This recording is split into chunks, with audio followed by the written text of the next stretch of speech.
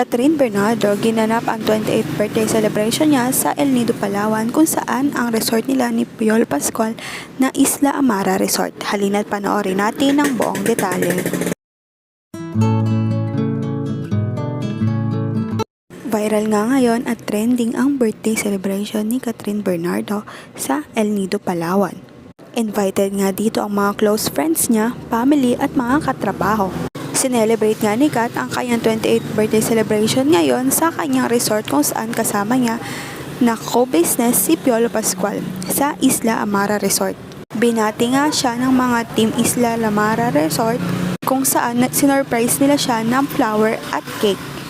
Di naman mapigilan ng mga team na kiligin dahil nakita nila ang isa sa mga owner ng beach na pinagtatrabahuhan nila.